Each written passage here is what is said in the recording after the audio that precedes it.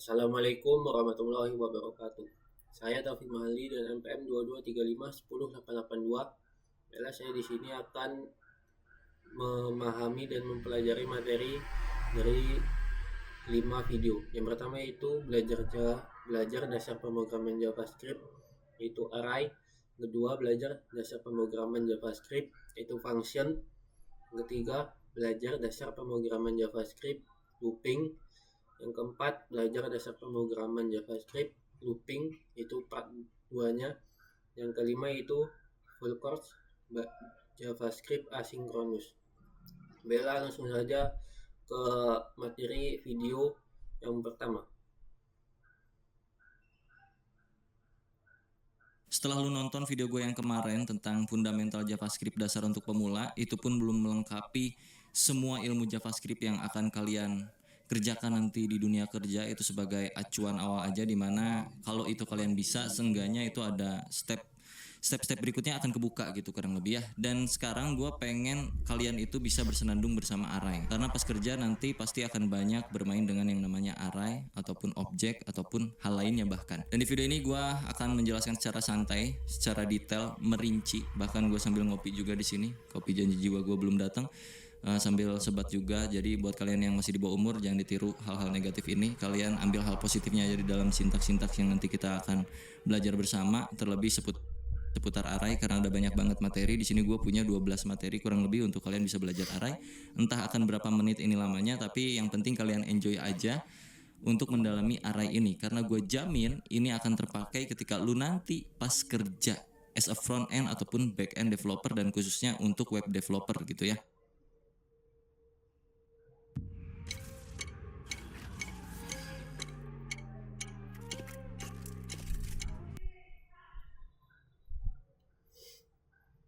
Oke, gue akan coba rundown dari nol lagi untuk array itu sendiri. Kurang lebih si array ini kayak sebuah variabel yang bisa menampung multiple values.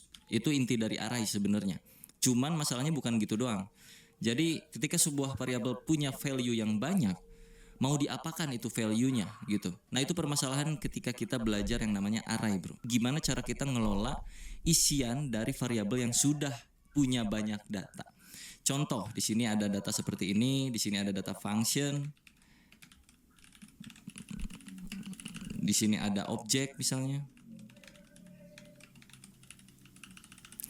dan lain-lain. Wow, satu variabel ini punya banyak value. Oke, ini array fix. No, nggak kayak gitu. Tapi gimana cara kita mengelola apa yang ada di dalam variabel tersebut? Karena variabel ini multiple values, perlakuan terhadap variabel tersebut akan berbeda seperti variabel standar. Yang mana variabel standar kan kurang lebih kayak hello, kayak gitu-gitu ya, hello world, atau lorem ipsum. Dan array ini yang bikin kita terkadang jadi stuck untuk belajar ngoding.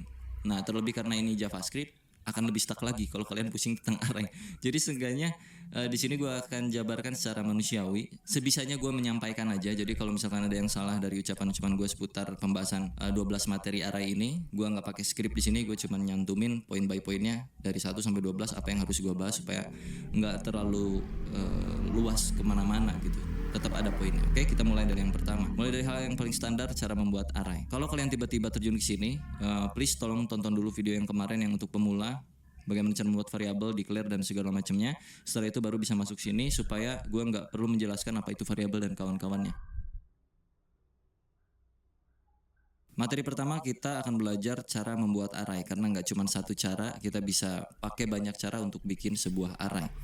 Yang pertama, kita bikin dengan cara yang paling standar. Taruh aja di sini kita punya array dengan nama array saya. Lalu di dalamnya itu banyak value 1, 2, 3, ini udah termasuk sebuah array. Dan taruhlah di sini gua isi array ini dengan muka, lalu dengan tangan, lalu dengan tangan, dan satu lagi pakai misalkan bibir. Kalau gua console.log array saya, maka dia akan menghasilkan array seperti ini. Tahapan pertama seperti itu untuk membuat sebuah array. Cara kedua membuat array, kalian bisa bikin array kosongan, array kamu mungkin ya di sini ya, kosong dulu.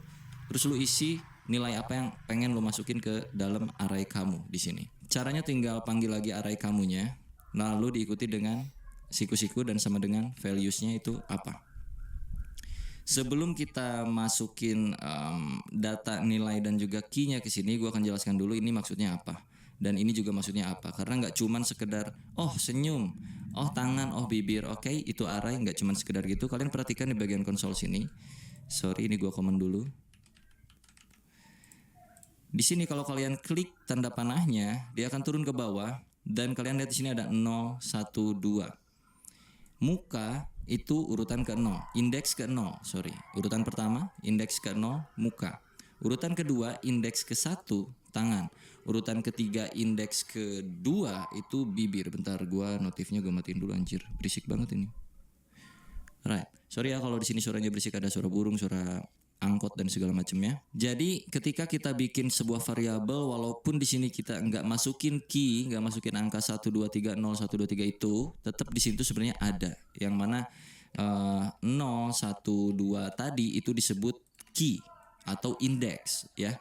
Indeks dari sebuah array. Indeks itu mulainya dari 0. Sedangkan kita manusia bisa menghitung mulai dari 1. Itu yang bisa bikin kita pusing pas belajar ngoding. Sedangkan di dalam codingan itu mulai dari 0, tapi kita mulai dari 1. Dan terkadang juga sebaliknya. Jadi nanti akan ada hal-hal yang mesti kalian kulik lagi, apalagi seputar array. Oke, kita masuk ke cara kedua ya, karena kalian udah tahu 0, 1, 2 itu apa. Itu disebutnya indeks. Jadi indeks ke-0 adalah senyum, indeks ke-1 adalah tangan, indeks kedua adalah bibir. Urutan pertama adalah muka, urutan kedua adalah tangan, urutan ketiga adalah bibir kalau secara manusianya. Lalu pembuatan yang kedua kurang lebih itu kayak begini, dan kita mesti masukin indeksnya ke sini. Indeks berapa yang mau lu isi, values-nya. Taruhlah indeks 0 dulu, ya kan, indeks 0 muka tuh. Kita taruh di sini, gua ganti dengan bibir misalnya. Lalu array kamu indeks ke-1 gua isi dengan misalnya dengan trompet apa itu ya? Bunga lah kurang lebih. Array kamu dengan key indeks kedua itu gua isi X misalnya kayak gini. Kalau kita konsol log array kamu, maka akan menghasilkan hal yang sama saja. 0, 1, 2. Nah, kalau ini lebih jelas lagi karena lu mendeklarasikan si indeksnya. Indeks ke-0 tuh apa, indeks ke-1 tuh apa, indeks kedua tuh apa nilainya. Tapi di sini kan kalian enggak. Walaupun kalian enggak masukin key-nya, tapi secara otomatis sebelum koma itu adalah si 0, setelah koma itu adalah si 1, setelahnya lagi terus berurutan sampai ke ujung sepanjang data yang kalian punya. Nah, ini balik lagi dikit nih ke bagian array saya ya. 0, 1, 2. Kalau gue tanya ke lu yang baru ngoding, ini panjang datanya berapa di dalam satu variabel array saya ini? Apakah ada 2 atau apakah ada 3? Itu cukup pusing kalau untuk pemula waktu pertama kali belajar kayak gue dulu. Panjang data di dalam array variabel array saya itu ada berapa? Apakah dihitung ini 2 atau 3? Yang jelas jawabannya 3. Cari taunya di mana? Di konsol sini kalian bisa tambahin titik length yang artinya panjang data array saya itu berapa. Kalau kita save dan kita lihat ke sini itu 3. Karena yang terhitung adalah berapa banyak nilai yang ada di dalam arraynya, bukan akhir dari indeks yang ada di sini. Kalau dilihat di sini kan 2, seolah-olah gitu datanya tuh kayak ada 2 gitu. Padahal enggak. Karena mulainya dari 0, jadi kalau kalian hitung ini 0 itu kan 1, 2, 3. Jadi tetap array.length-nya itu ada 3. Kurang lebih kayak gitu ya. Itu berbicara tentang panjang data. Tadi gue kelewat gitu. Lalu pembuatan yang ketiga dalam array itu kurang lebih kayak gini. Kita bisa pakai objek untuk memanggil si array ini. Jadi pertama misalkan array kita sama dengan new array dalam kurung kayak begini. Di dalam kurung sini kalian bisa isiin values-nya langsung. Contoh yang pertama misalkan gue isi setan. Lalu yang kedua gue isi mata. Dah gini aja.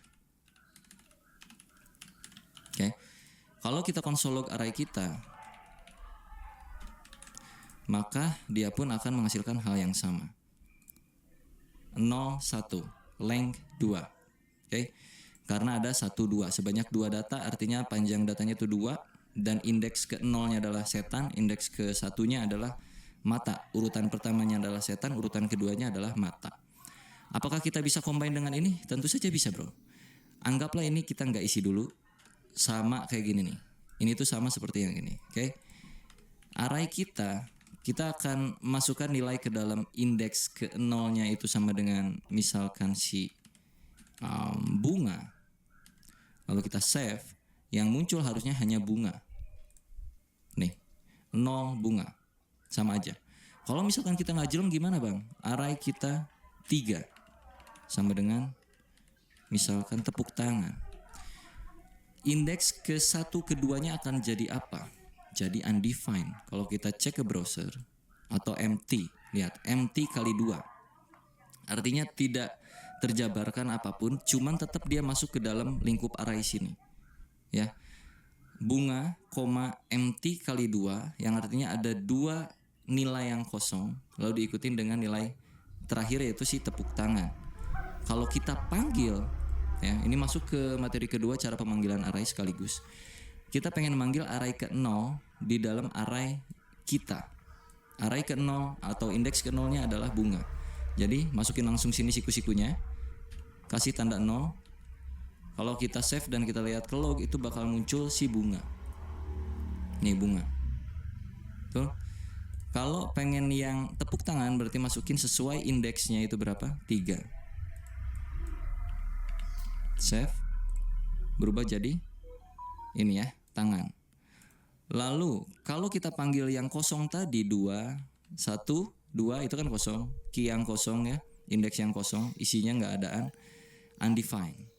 Jadi nilai yang empty kali 2 tadi itu sebenarnya bersifat undefined, tidak terdefinisikan, belum diapa-apakan. Lalu yang 1 pun sama juga, 1 karena dia masih belum ada apa-apa, masih undefined juga.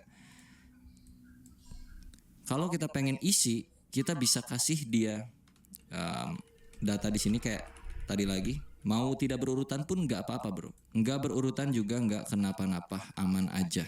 Taruhlah di sini X. Ya kan, ini nggak berurutan. Jadi X ada di sini dan value udah berubah jadi bunga ini dan ini. Cukup paham tentang penjabaran, pembuatan array dan juga pemanggilannya. Seharusnya cukup mudah ya untuk di awal kali kita belajar array, mulai dari pemanggilan dan juga pembuatannya dulu. 3 tanda anak Anda memiliki kemampuan pemrograman. Pertama, anak terus-menerus main games.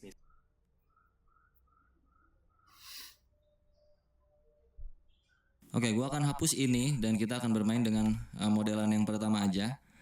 Ini caranya dan kita akan tambahkan beberapa item di sini. Misalkan kita akan bermain yang namanya buah-buahan aja supaya mudah untuk dipahami ya. Oke, di sini jadi gue udah punya 1, 2, 3, 4, 5 data buah dan kita akan coba kelola ini. Bagaimana cara kita mengetahui buah-buah yang ada di dalam sini, kurang lebih kayak gitu. Untuk materi yang kedua itu kita harus tahu apakah array ini mengandung sesuatu atau tidak. Kayak contohnya misalnya, apakah di dalam data array saya mengandung semangka? Apakah di dalam array saya mengandung alpukat? Nah, kayak gitu ya.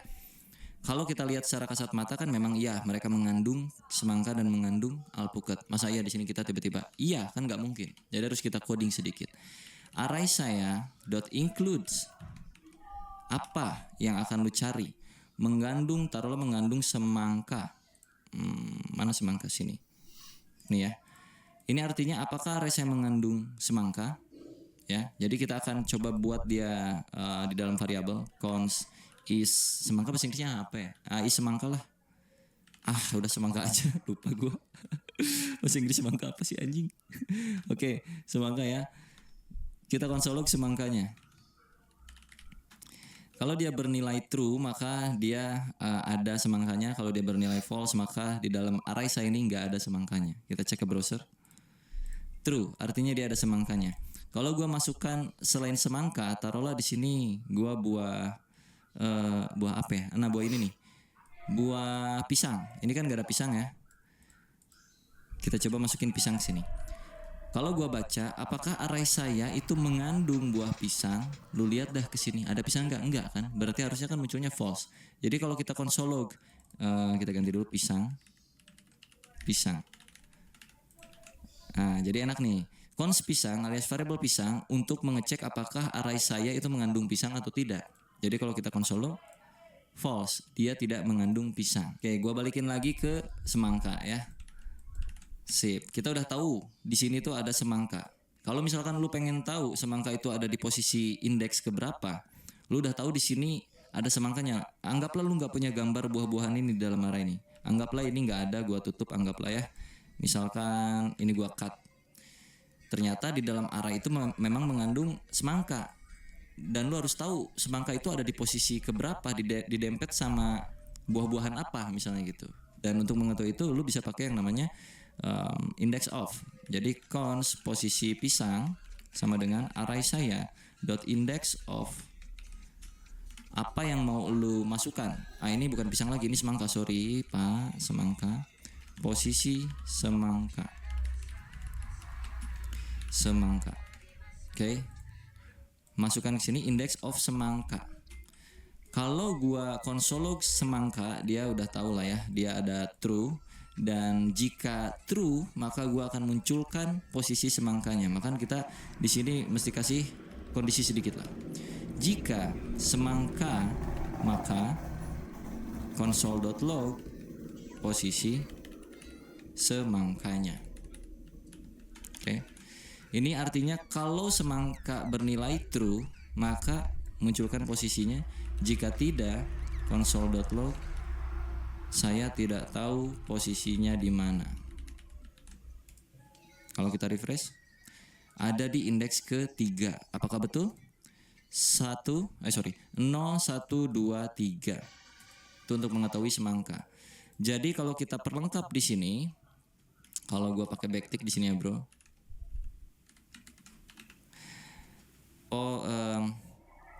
Buah semangka itu ada dan dia berada di posisi indeks ke, masukin posisi semangka. Oke. Buah semangka itu ada dan dia berada di posisi indeks ketiga. 0, 1, 2, 3.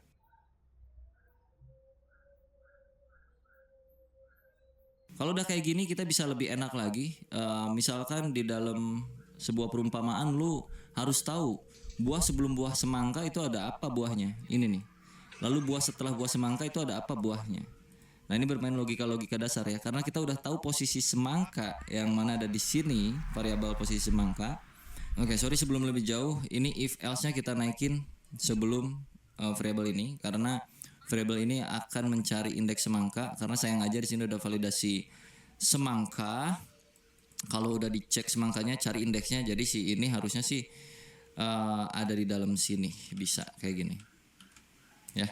Jadi kalau memang tidak mengandung ya sudah, nggak usah dicari posisinya gitu aja biar nggak mubazir.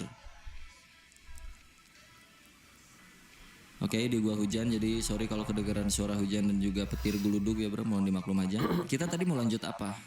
Mencari posisi si ini ya, ini buah apa gua nggak tahu dah. Pokoknya posisi buah sebelum buah semangka dan juga posisi buah setelah buah semangka. Oke, gua akan main di sini. Cons before sama dengan ya posisi sebelum semangka, artinya kita udah tahu indeks semangka itu ada di mana. Dia tuh tadi 3 ya kan, 0, 1, 2 ke 3. Tinggal kita cari tahu posisi indeks sebelum indeks 3 adalah 2. Jadi kita tinggal declare aja before atau index before. Index before itu di sini berarti tinggal posisi semangka dikurangin 1, ya kan? Setelahnya berarti cons index after posisi semangka ditambahkan 1. Lalu untuk mengeluarkan apa buahnya berarti tinggal cons before sama dengan ini kan indeks, ini before berarti kita mencari buahnya bukan indeksnya gitu ya, langsung gitu aja. Sama dengan sebenarnya array saya dalam kurung array saya index before. Gitu. Ini untuk before dan untuk after berarti index after. Ntar gue jelasin, tenang aja. Artinya cari sesuatu di dalam array saya dengan index before, yang mana index before adalah 3 dikurangi 1 artinya indeks kedua untuk before semangka, sebelum semangka. Indeks kedua adalah 012, tepat. Lalu untuk yang after, array saya indeks after. Indeks after adalah posisi semangka plus 1. Posisi semangka tadi 3 ditambah 1 berarti 4. 0, 1, 2, 3, 4. Udah ketahuan. Jadi kalau kita log di sini, console.log, pakai backtick lagi. Posisi buah sebelum semangka adalah before. Oke. Buah setelah semangka adalah after. Jadi kalau kita reload cek ke browser, dia akan menghasilkan buah sebelum semangka adalah buah ini, buah setelah semangka adalah buah ini, buah semangka itu dan bla bla bla bla bla bla. Mengerti? Mau punya toko online dengan omset sampai 13 miliar? Kenalin Data Pinter, tools riset dan optimasi.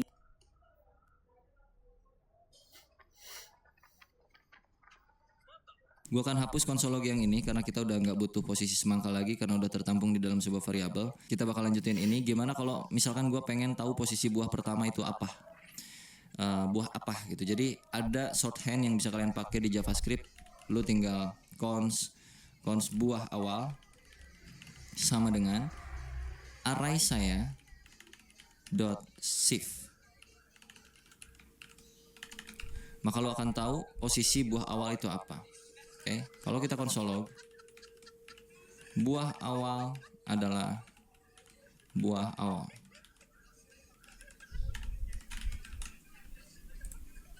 Buah awal adalah alpukat. Kalau pengen yang akhir, berarti cons buah akhir sama dengan array saya dot pop. Console.log, buah terakhir adalah buah terakhir. Buah akhir, bukan bunga terakhir. Itu mah lagu. Buah terakhir adalah jeruk. Betul ya? Nah, apa bedanya array saya dot shift dengan array saya yang macam beginian? Sama aja. Tuh, tetap alpukat juga. Cuman untuk yang terakhir itu kenapa pakai pop supaya lebih mudah lagi. Kalau nggak pakai pop, taruhlah pakai kayak ginian. Emang lu tahu array indeks yang terakhir itu berapa? Kalau 0 itu alpukat, kalau 1 itu nggak tahu apa itu, kalau 2 itu pir mungkin atau apa ya, kalau 3 itu semangka, kalau 4 itu jeruk. Nah, iya kalau lu tahu posisi 4 terakhirnya, lu kan nggak tahu posisi 4 terakhirnya. Nah, supaya lu tahu posisi 4 adalah posisi terakhir, maka lu harus cari tahu dulu panjang datanya berapa, ya. Panjang data di sini adalah 1, 2, 3, 4, 5. Ada 5 data panjang datanya. Length sama dengan 5. Oke, panjang data nih. Lalu lu mesti mengeluarkan nilai yang terakhir. Kalau kita langsung masukin 5, indeks itu mulai dari 0. 0, 1, 2, 3, 4, 5-nya tidak ada. Sedangkan di sini panjang data 5. Artinya apa? Artinya lu bisa lakukan pengurangan di sini. Jadi cari data di dalam array saya ini yang terakhir, itu artinya array saya dot length sekarang di sini berarti mencari indeks kelima, ya. Array saya indeks kelima karena length adalah nilainya 5. 0, 1, 2, 3, 4, 5 itu kosong, gak ada apa-apanya. Kita kurangin dengan 1. So, buah akhir itu akan tetap di sini, di jeruk. Refresh. Tetap di jeruk. Tapi kalau lu gak kurangin dengan 1, maka dia undefined. Cukup mengerti betapa rumitnya JavaScript dengan bermain array? Kurang lebih kayak gitu bro ya. Ini masih level yang basic tapi udah kayak begini. Jadi itu kalau di dunia kerja hal-hal beginian, algoritma, logik dan segala macam itu udah pasti biasa gitu ya. Harusnya sudah terbiasa mulai dari belajar hal yang semacam kayak beginian.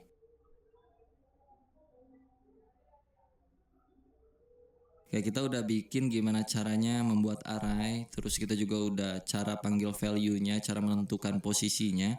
Ada satu hal yang belum gua sebutkan di sini, ini gua akan hapus dulu. Modelan yang terakhir, tadi kita belum ubah key-nya, yang mana key itu bisa diubah juga. Tadinya kan 0, 1, 2, 3, 0, 1, 2, 3 kayak gitu-gitu terus. Dan kita misalkan pengen ngasih ciri ke dalam key-nya, karena ini buah-buahan kebetulan. Jadi taruhlah di sini, gua akan hapus dulu dan kita kasih array kosong di sini. Gua pengen key pertama tuh bukan 0, tapi gue pengen key pertamanya itu array saya alpukat, sama dengan gue kasih di sini alpukat kayak begini. Ini bisa juga. Atau key yang kedua kita kasih jeruk. Lalu kita console log array sayanya. Dan kalau lu cek ke browser akan menghasilkan hal seperti ini. Alpukat, ini alpukat, jeruk, ini jeruk. Loh kok lainnya 0 bang? Untuk memanggil ini pun lu nggak bisa kayak begini. Karena dia bukan berupa urutan, ya, bukan berupa indeks key yang dari 0, 1, 2, 3 itu. Jadi untuk pemanggilannya lu mesti kasih di sini apa tuh namanya? Kata-katanya apa? Alpukat. Kalau lu pengen dapetin hasilnya. Ini alpukat. Ya. Terus jeruk. Ini jeruk. Jadi ada banyak banget hal yang bisa kalian mainkan dengan array. Dan kenapa gua bikin video ini dengan santai kayak beginian walaupun lu pada pusing untuk belajar pertama kali. Jadi ini sebenarnya bukan video tutorial juga, cuman ngasih tahu bahwa array itu bisa sangat-sangat manipulatif ya, bisa membuat lu pusing, bahkan bisa membuat lu jadi lebih mudah dalam mengerjakan hal-hal di dalam pekerjaan lu nanti gitu, bro. Oke, kita move lagi ke hal yang berikutnya. Di sini materinya gua punya array copy. Oke, array copy kurang lebih minimal kita harus tahu yang namanya shallow copy dan juga deep copy di dalam JavaScript. Daripada gua salah, mending kita praktekin aja langsung. Mending kayak beginilah langsung ya. Oke, kita akan move ke masalah copy-copyan di dalam sebuah array. Jadi gua ini sebagai apa ya, pengalaman dulu aja. Jadi waktu itu gue punya data array yang cukup penting di sini. Taruhlah data array yang cukup penting itu adalah data-data buah-buahan seperti ini. Ini adalah data original yang dikirim sama bos gua misalnya gitu, dan bos gua ngasih notes ke gua. Lu boleh kelola array itu, tapi jangan sampai merubah nilai standarnya, nilai yang gua kasih di awal. Nilai originalnya itu nggak boleh berubah. Gua waktu itu langsung bikin kayak begini duplikasinya dari array tersebut. Oke, taruh di sini new array saya sama dengan array saya. Ini yang gue lakukan dulu waktu gue kerja pertama kali dan mengelola array. Kurang lebih ini yang gue lakukan dan itu cukup goblok bagi gue. Lalu di sini gue taruh console log untuk kalian tahu apa yang terjadi di dalam array yang baru, new array saya. Gue akan masukkan ke sini. Lalu kita harus tahu juga array saya yang ada di atas itu nilainya apa sebelumnya ya, dan setelah di copy. Sorry. Oke. Jadi di sini gue udah konsol 2 biji. Yang pertama yang original dan yang kedua ini gue kasih ciri KW alias duplikasi dari array saya. Dan memang kalau kita konsol log itu menghasilkan hal yang sama. Lihat gambarnya pun ini buah-buahan yang sama, betul? Kelihatan gak sih? Kelihatan dong harusnya. Buah-buahan yang sama nih. Cuman masalahnya gue nggak sadar ketika gue manipulasi isi array yang baru itu ternyata terimpact kepada isi array yang original. Let's say new array saya untuk posisi yang indeks pertama itu akan gue ubah menjadi bukan buah itu tapi buah lain-lain. Misalnya taruhlah bukan buah lah ya, taruh di sini gue pakai X kayak gitu. Yang mana ketika gua save dan cek balik lagi ke browser, ya memang di sini array pertama udah berubah jadi X. Dan sisanya masih sama seperti yang original. Tapi ingat notes dari bos gua bahwa yang original itu gak boleh diubah deh, karena itu penting banget. Lu harus bikin copy dulu, baru lu boleh ubah dari copyan tersebut. Kalau lu cek sini, originalnya pun berubah.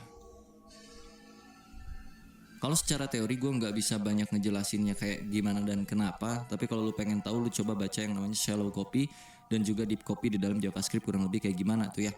Walaupun sebenarnya di dalam bahasa lain pun sama juga ada yang beginiannya juga pasti. Cuman kalau di JS ya berbeda pengimplementasiannya. Jadi kalau lu mainannya JS ya lu cari aja shallow copy dan deep copy yang ada di dalam JavaScript. Nah ada beberapa cara supaya objek originalnya itu tidak berubah atau array di dalam isi nilai di dalam isi array saya itu nggak berubah, lu bisa pakai di sininya misalnya kayak spread operator kayak begini. Jadi kalau kita save balik lagi, di sininya X tapi di yang original masih original. Atau lu bisa pakai cara-cara lain kayak macam array saya dot slice menghasilkan hal yang sama, tidak berubah. Atau array saya dot atau array dot from, array saya kayak gini, tidak berubah. Atau lu bisa main kayak macam json.parse di sini, terus lu kasih json stringify dan masukkan array saya ke sini dan nggak berubah, aman kayak gitu. Jadi diperhatikan aja dalam hal mengcopy sebuah array untuk bermain original dan duplikat atau KW-nya. Kalau pengen fokus merubah yang KW-nya, itu tidak disarankan dengan cara yang seperti gua tadi di awal kayak begini. Lebih baik lu bikin memang objek baru dari array yang ini. Terlebih kalau kasusnya misalkan udah ada requirement bahwa original value dari array yang pertama itu nggak boleh berubah, nah berarti nggak bisa pakai cara kayak beginian. Tapi ya tergantung situasinya lo mau kayak bagaimana. Kalau mau kayak begini, ya ini sama aja kayak lu nggak usah ngetik ini gitu, udah aja langsung manipulasi di dalam array saya-nya aja gitu. Jadi tetap disesuaikan dengan kondisi, jadi nggak bisa juga dipaksakan harus pakai yang copy. Itu nanti akan bersinggungan juga dengan hal-hal kayak macam performance. Ya jadi cukup ribet memang sebenarnya.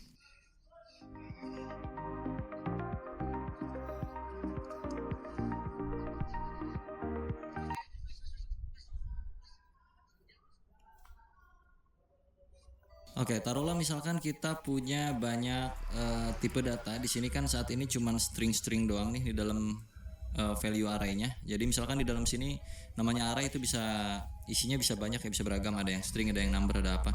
Taruhlah yang pertama itu pisang, lalu yang kedua misalkan nomor 10, lalu yang ketiga misalkan sebuah objek dengan isian di sini misalnya tomato sama dengan true.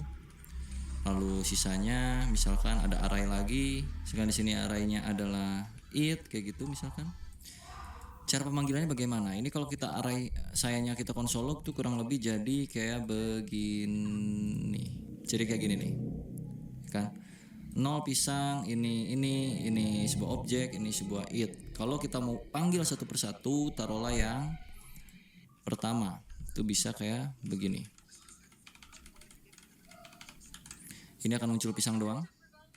Lalu kalau yang ke-1 itu muncul angka 10, kalau kedua itu muncul yang ini tetap sama tomato. Lalu untuk yang terakhir kalau kita 4 sini 3 it. Kalau misalkan di dalam array yang it itu ada lagi misalkan food kayak begini. Jadi eat food. Kalau lu mau ngambil yang foodnya doang, berarti ini kan multidimensi, bro. Array di dalam array. Jadi kalau misalkan lu pengen ngambil yang food, tadi kan eat food udah muncul ya. Eat food tuh ada di 0, 1, 2, 3. Ya, lu pengen masuk mengerucut ke food, berarti lu tinggal tambahin sebelah sininya karena ini multidimensi. Jadi food itu urutan keberapa di sini? 0, 1, indeks ke-1 dari array yang indeks ke-3 lah, pusing-pusing lu pada ya. Array 3, 1 itu adalah food. Oke, benar. Kalau 3, 0 itu adalah eat. Karena kan 0, 1, 2, 3 0, 1 3, 0 berarti eat, 3, 1 berarti food. Ini eat, ini food gitu kurang lebih. Kalau misalkan ini array 1 kalau misalkan ininya 0 itu kan tetap balik ke pisang. Kalau di sini lu pakai double kayak gini 0 ke 1 misalkan nggak akan ada ya. Jadi di dalam array itu bisa bersifat apa saja, termasuk juga sebuah function di dalam sini. Taruhlah di dalam tomato itu kita punya function isinya console.log ini tomat. Nah, kalau kita pengen manggil si tomato ini kayak bagaimana? Apakah kayak cara yang tadi yang 012? Yes, tapi function tomatnya nggak muncul ke console log. Sedangkan kita pengen muncul tulisan ini tomat, berarti di sini dot tomato muncul ini tomat. Kalau gua eksekusi seperti ini di luar console log, karena di dalam sini sudah console log, tidak terjadi apa-apa. Kalau kita kasih beginian, ini tomat, karena tomato itu sebuah function. Pusing?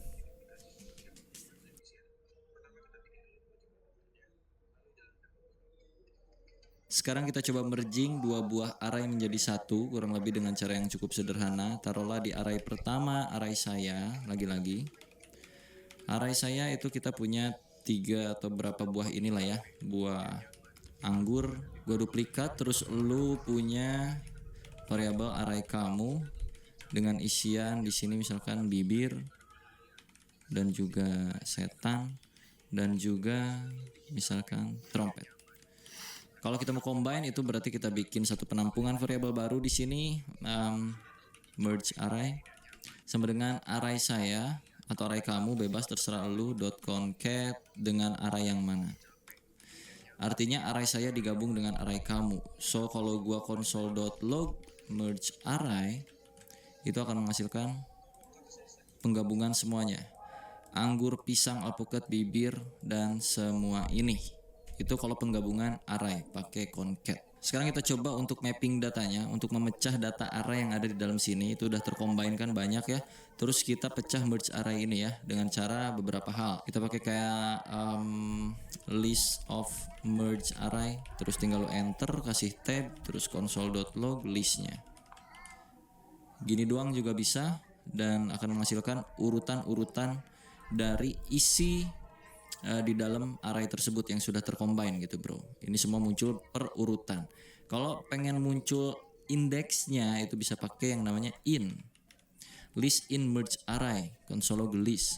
List ini dipanggil lagi di sini, yang mana artinya list ini adalah hasil akhir dari loopingan yang kita lakukan. Kita di sini melooping yang merge array. Jadi kalau dilihat 0, 1, 2, 3, 4, 5 sebanyak data itu. Kalau misalkan pengen keduanya lu punya, lu bisa pakai mapping, map.map, merge array.map kayak begini.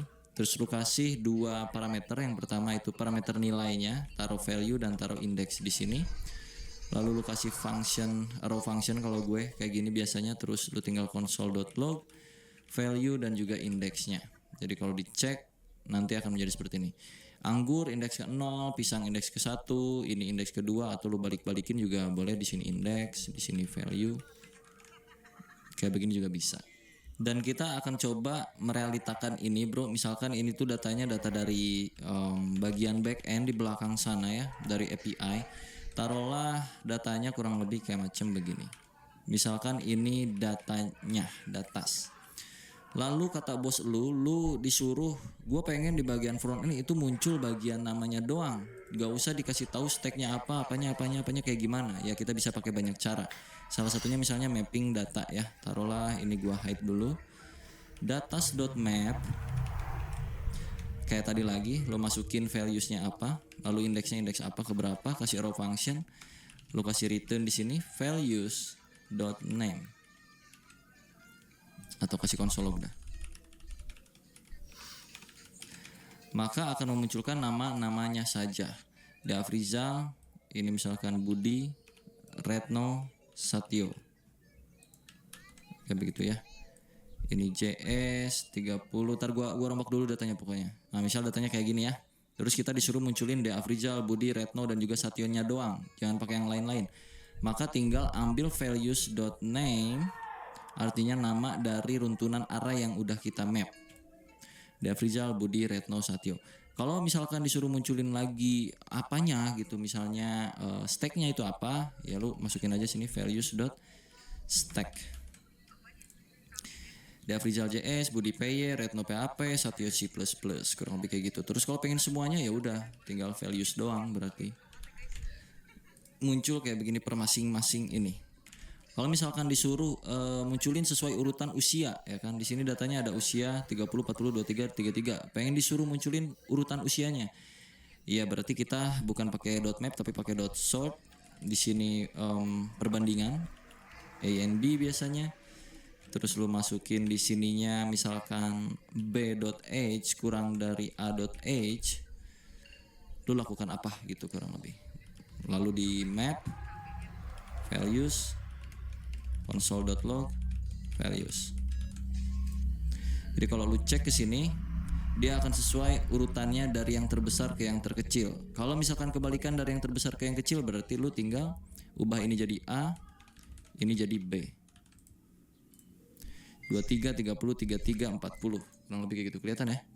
Kalau misalkan di filter pakai usia yang di atas 30 doang, yang mana di atas 30 itu cuman ada Afrizal 1 dan Budi. Retno nggak masuk di atas 30. Jadi kita pakai filter yang usianya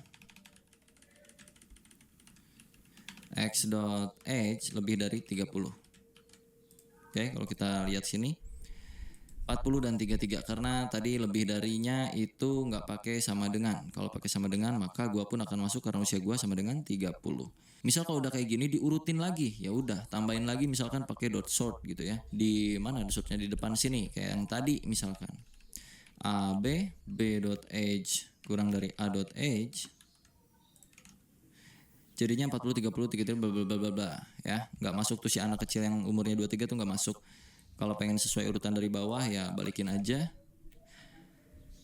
30, 33, 40. Dan kalau misalkan pengen yang muncul si anaknya doang, berarti di bawah usia 30 itu muncul dia. Kayak gitu-gitulah kurang lebih ya. Capek ya gituan, pusing ya, nggak seru emang sih. Tapi dah gimana belajar kayak gitu, sorting, filter. Tapi ini pakai bantuan dari JavaScript-nya, pakai sort, filter kayak begininya. Biasanya kalau lamar kerja tuh nggak boleh dipakein map, nggak boleh pakein filter, nggak boleh pakein sort. Kalian mesti bikin kayak algoritma sendiri untuk memecah masalah tersebut tanpa menggunakan sort, filter dan segala macam. Itu ntar berkaitan sama yang namanya algoritma lah biasanya kayak gitu ya. Permainan struktur data kurang lebih. So untuk materi array kurang lebih kayak gitu aja. Semoga bisa bermanfaat dan juga menambah setidaknya wawasan buat kalian yang belum tahu apa yang terjadi tadi sebelumnya. Terus sekarang kalian jadi tahu oh kayak gitu ternyata. Walaupun gak dipraktekin tapi seenggaknya kalian bisa tahu. Gitu aja. Nanti kita bahas apa lagi. Kalian komen aja di kolom komentar, oke? Bye.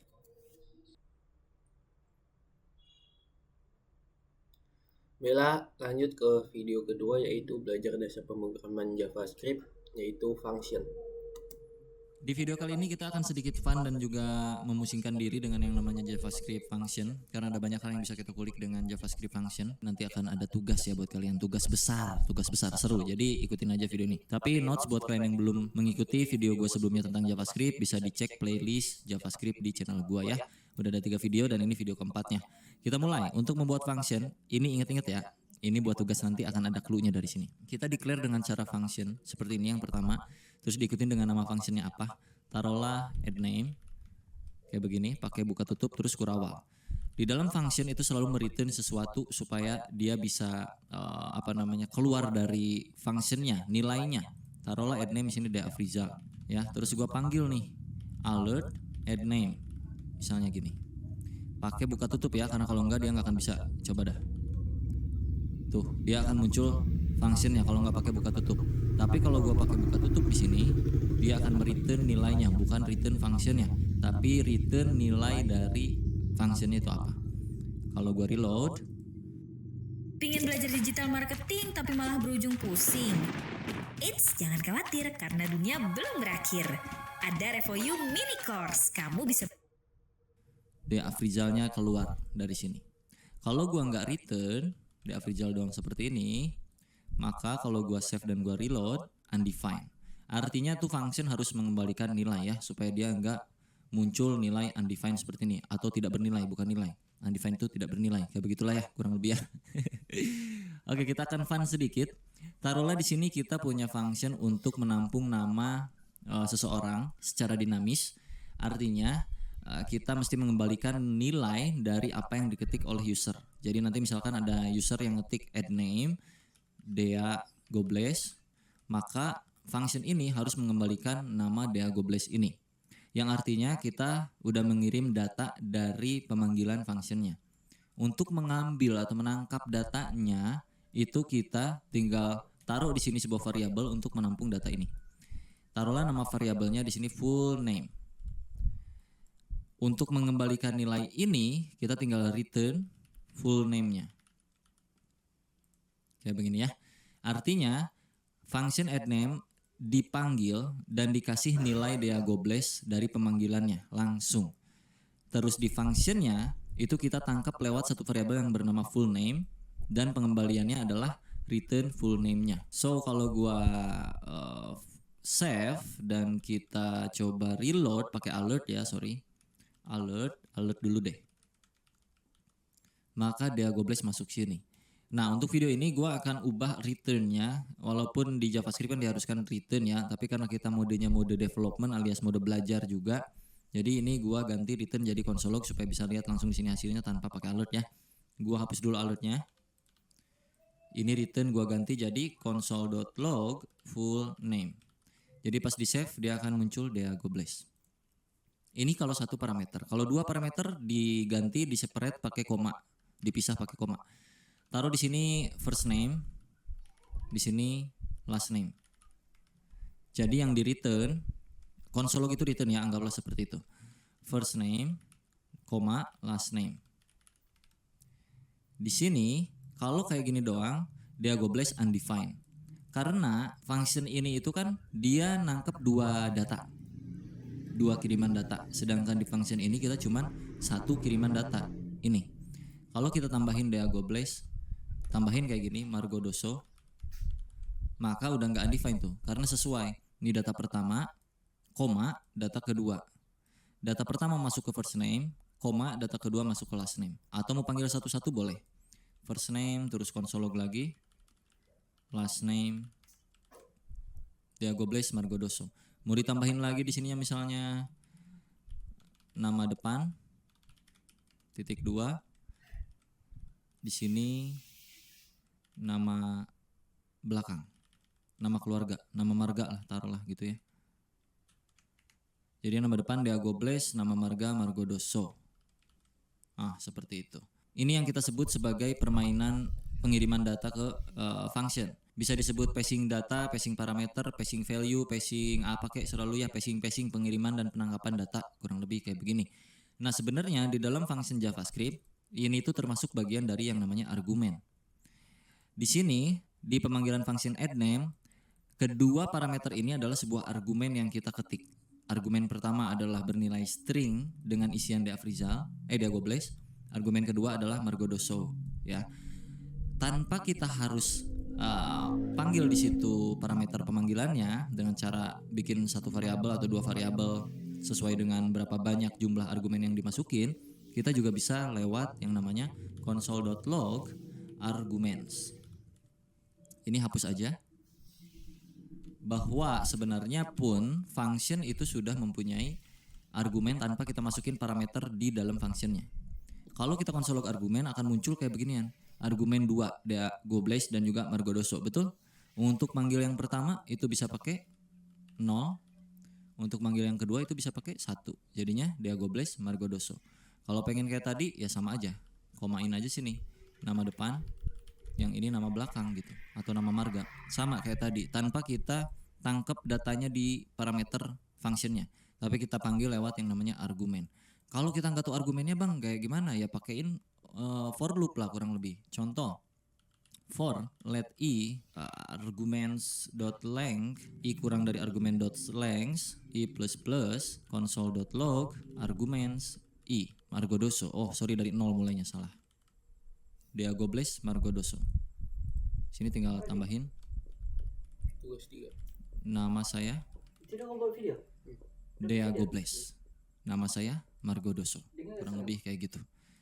Atau nama lengkap ya, karena di looping kan kayak gitu ya, sebenarnya bisa diakal-akalin juga lah. Nama lengkap Deagobless, nama lengkap Margodoso. Ini kalau misalkan ceritanya bukan nama depan nama belakang, tapi banyak nama, Fikri Gobless misalnya, Deden Gobless, Panjang 150. kayak gitu-gitulah kurang lebih ya. Tapi ini kan ribet, jadi nggak usah gini, udah normal aja hidup mah bro. Pakai parameter aja dah. Itu untuk studi kasus tertentu kita bisa pakai begituan. Tapi yang paling standar ya username atau di sininya nama awal, first name, last name gitu. Console log first name plus last name itu bisa, atau pakai koma juga bisa. Dan jangan lupa karena di sananya itu 2, di sini juga 2 ya. Deagobless Fikri Gobless. Kalau nggak pakai koma dia akan bersatu, kalau pakai koma dia akan jadi spasi. Nah, gitu. Gampang-gampang. Ini metode pertama pembuatan function, lalu kita masuk ke yang kedua dengan cara functionnya itu ditampung ke sebuah variabel. Taruhlah add name ini adalah sebuah variabel ya. Cons ya sedikit lucu di JavaScript memang, tapi ya mau dimaklum. Cons full name sama dengan, nah lo pusing-pusing lo. Ini gue zoom out dikit. Atau kayak gini deh. Cons full name sama dengan function add name. Ya. Ini bukan lagi manggilnya bukan lagi pakai add name tapi tinggal full name. Ini enggak. Sama aja hasilnya. Itu bisa juga kayak gitu. Jadi dijadiin sebuah variabel. Pusing lu ya kan? Yeay. Dan yang ketiga, pembuatan function itu juga bisa pakai yang namanya keyword new. Jadi misalkan gini. Cons full name, ini gue balikin lagi ya. Normalin kayak gitu. Full name sama dengan new function. Pakai F gede dalam kurung seperti itu. Bisa seperti ini, dan kalau kita masukin ke sini parameter first name, last name, parameter ketiganya adalah return value-nya. Return first name atau console.log boleh dah. Console.log anjay first name, last name. Yang akan gua panggil adalah full name. Undefined. Kenapa? Karena belum kita masukin di sini. Dea, last name-nya Afrizal. Dea Afrizal. Bisa dengan cara seperti ini. Pilih mana Pak? Pilih ini atau pilih ini? Terserah sok. Coba pusingan yang mana. Tapi enaknya kalau pakai beginian tuh bisa kayak macam begini Pak. Misalkan di sini X, di sini Y. Console.log. Oh ya cuma 37. X plus Y. Cuma 37. Gitu. Atau bahkan misalkan lu return lah, return X plus Y. Jadi di sini tinggal full ganti, jangan full name ya. Ini kan penambahan. Sum sama dengan X plus Y. Taruhlah di sininya sum 1,2. Kasih console.log dulu kali. Are you a mother on maternity leave? Do you dream of working remotely to combine motherhood and work? My name 3. Pakai beginian anjay, lucu banget ya enggak? New function x y return x plus y. Console.log sum 1,2. Langsung tuh bertambah. Atau sininya console.log deh biar enggak capek di luar pakai console.log ya kan. Jadi kalau pakai yang new itu parameternya itu ya. Parameternya itu jadi langsung di dalam string gitu. Bentar. Ya kan? Misalkan 10 tuh kayak gitu-gitu. Kalau nggak pakai passing data itu bisa tinggal gini doang. Console.log ini sum. Misal gitu ya. Nggak usah gini. Tinggal sum. Ini sum. Tuh kayak gitu ya. Lucu banget ya bikin function anjir, apa beda sama variabel ya kan? Tapi gua akan coba kasih tahu yang paling sering gua pakai di industri, yaitu namanya raw function. Kurang lebih kalau kita bikinan sum pakai raw function jadinya kayak gini. Ini kan pakai yang new, kalau pakai function biasa sum 2 misalnya gini. Console.log sini passing parameter xy, console.log x plus y. Ya kita panggil sum 2 nang. Oh belum diisi. 2 plus 4 6 ya. Ini cara pertama.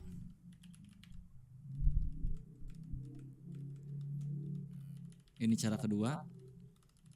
Cara 3. Sum 1, sum 2, sum 3. Nah, ini kita bikin yang sum 3 dengan cara kayak gini. Cons sum 3 sama dengan console.log x plus y. X, y. Ini cara 3.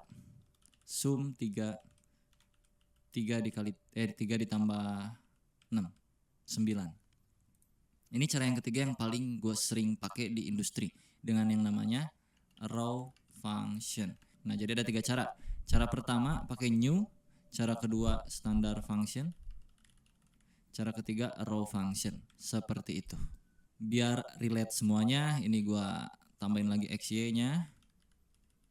X tampung Y, sini adalah X plus Y. Wow. Sum 1 tambah 1, sum 2 tambah 2, sum 3 tambah 3. 2, 4, 6. Wah, menarik sekali ya. Ini pembuatan fungsinya kurang lebih seperti ini. Kalian pilih yang mana yang paling enak. Hasilnya sama-sama aja kurang lebih ya.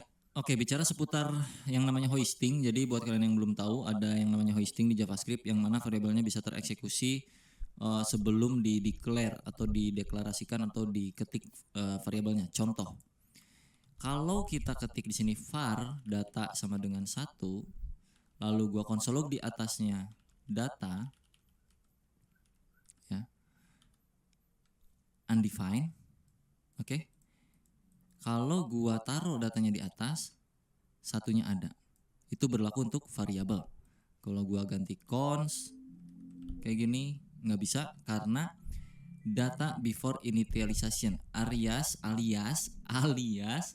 si data ini di bawah console log. Nah, variabel cons itu menolak karena seolah-olah data ini belum ada nih. Variabel data tuh mana sih? Dia nggak bisa baca yang ada di bawah karena dia urutan dari atas ke bawah, interpreted, mengeksekusi berdasarkan baris kodenya dari atas ke bawah. Tapi di JavaScript ada yang koplak yang namanya hoisting. Ketika lu variabelnya bukan cons tapi var, maka dia akan tereksekusi sebagai undefined. Kalau gua naikkan ke atas, maka dia 1. Itu berlaku di function ternyata hoisting ya. Contoh, ini gua naikkan ke atas. Ini kan di bawah nih gua bikin deklarasinya, gua akan naikin ke atas. Lihat, ada yang error yang mana? Yang ini ya, access sum 1 before initialization. Kenapa? Karena sum 1 berupa variabel. Nah, itu tujuannya kenapa function dijadikan sebuah variabel salah satunya. Kalau gua komen yang 1 jadi masuk ke yang bagian ini dan ini, yang 2 masuk loh. Ya enggak? Sum 2 itu masuk sini. 4, ya kan? Yang sum 2 itu 2 tambah 2 4, tapi yang sum 3 nggak bisa masuk karena sum 3 before initialisasi itu. Karena dia ada di bawah. Kalau gua naikkan ini ke atas maka dia bisa. Tuh, 4 6. 2 mah bisa di atas panggil. Mau di atas mau di bawah juga nggak ngepek dia. Tuh. Ya, ngerti nggak maksudnya tuh? Itu yang dinamakan dengan hoisting. Kurang lebih kayak begituan. Jadi gue balikin lagi ya ke awal ya. Ada banyak cara untuk supaya kita aman dari hoisting. Kurang lebih tadi udah gue praktekin juga sedikit. Cuman sebenarnya ada banyak problem yang itu pembahasannya panjang sekali dan rumit dan harus di project yang beneran. Kalau project kayak gini ini kan masih sekedar cuman iseng-isengan doang, jadi nggak bisa terlalu banyak menjelaskan tentang hoisting itu sendiri. Mungkin nanti kalau kita studi kasus based on project ya bro ya. Oke, jadi sebelum tugas gue akan rekap dulu. Untuk membuat function itu setidaknya ada 3 cara seperti ini. Dan untuk setiap function itu biasanya mereturn sesuatu dengan keyword return, yang mana di video ini kita ganti jadi console.log supaya bisa masuk ke bagian sini ke console. Dan juga untuk setiap function itu kita bisa pakein apapun ya di dalamnya ya. Mau if else misalnya if x plus y sama dengan 4 misalnya. Kayak gini. Contoh. Maka console.log wow. Tuh. Ini 1 plus 1 2, 2 plus 2 wow, 3 plus 3 6. Kenapa wow? Karena di sini dipakein validasi jika bla bla bla. Nah, itu bisa ya untuk mainan function tuh terserah lu dalamnya tuh apa aja terserah. Jadi sesuai dengan namanya. Misalnya function nambahin nama add name misalnya gitu, atau function add, atau function calculation, atau function random dan segala macamnya kayak gitu ya. Contoh misalkan function randomize. Contoh aja sebagai sampel doang ini mah ya. Return math.random dikali 1000. Terus kita panggil randomize, masukin ke dalam console log ya. Ini console log. Slash. Nah, 86 kalau kita refresh lagi Slash bintang. tuh itu dia ngerandom terus. Jadi di sini terserah lu mau random dan segala macamnya. Terus divalidasi lagi. Contoh cons run sama dengan cons random sama dengan kayak gini ya. if random number lebih dari 200, console.log wow lebih dari 200. Else keluarkan nilai random numbernya.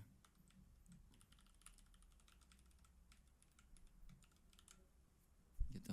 Ini kurang dari 200. Nah, ini lebih dari 200. Wow, lebih dari 200. Berarti ya kalau lu mau make sure itu lebih dari 200 ya tinggal masukin sini random numbernya. Tuh 376, 700. Tuh kalau nggak lebih dia akan muncul kayak gitu. Ya kurang lebih gitulah. Jadi function itu terserah lu ya, mau apapun isinya, mau gimana logiknya lu masukin ke dalam function. Jangan lupa dipanggil, tinggal algoritma bermain gitu, dan pola pikir kita aja untuk memainkan function seperti apa sesuai dengan penamaan functionnya. Oke, kita masuk ke tugas. Yang pertama tugasnya adalah membuat perhitungan matematika. Untuk apa aja? Jadi untuk misalkan yang pertama menghitung luas lingkaran, yang kedua menghitung luas segitiga, terus menghitung luas persegi panjang, terakhir luas jajar genjang. Tugas yang kedua menghitung total gaji yang didapat dalam 1 bulan dengan input minimal.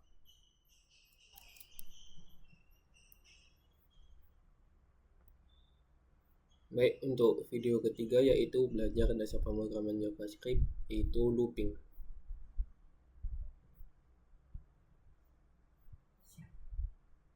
Dua itu kan kurang dari 5, maka masih berlanjut nih Z++.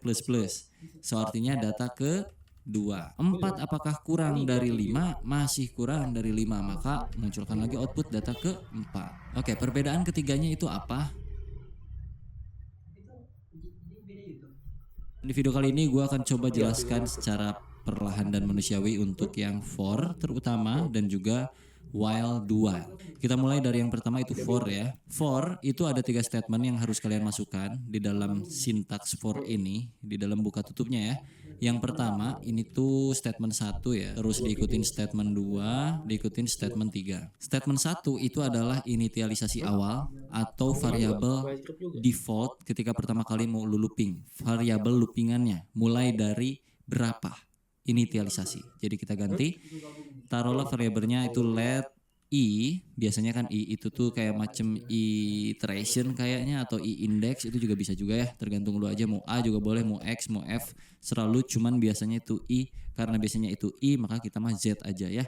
Z sama dengan 0.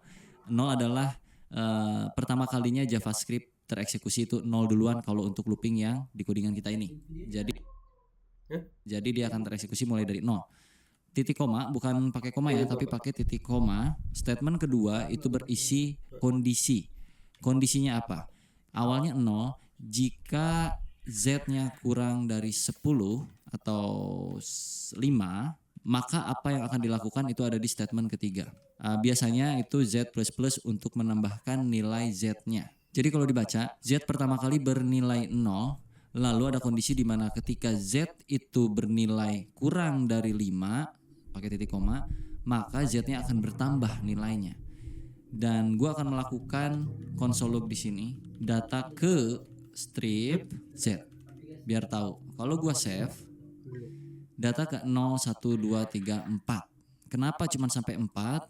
Karena z-nya mulainya dari 0 dan indeks itu dari 0 ya kan. Ini kalau di total tuh ada 5 kan, 1, 2, 3, 4, 5. Betul? Ada 5 ya. Jadi sebenarnya datanya terurai sebanyak 5 kali. Cuman karena mulainya dari 0 maka kayak gini. Kalau pengen mulainya dari 1, pakailah sama dengan di sininya. Jadi terurut 1, 2, 3, 4, 5. Yang mana data awalnya itu 1. Lalu ketika z kurang dari sama dengan 5, lakukan penambahan dari z-nya. Yang mana z-nya saat ini adalah 1. So z akan naik menjadi 2 dan console log akan muncul ke permukaan menjadi seperti ini. Data ke 1. Sekarang di data ke-1 itu z-nya udah bernilai berubah lagi nih. Z jadi sama dengan 2. Maka 2 itu kan kurang dari 5. Maka masih berlanjut nih z++. So artinya data ke-2. Terus dia naik lagi z-nya. Z sama dengan 3. 3 apakah kurang dari sama dengan 5? Ya jelas aja 3 itu pasti kurang dari sama dengan 5.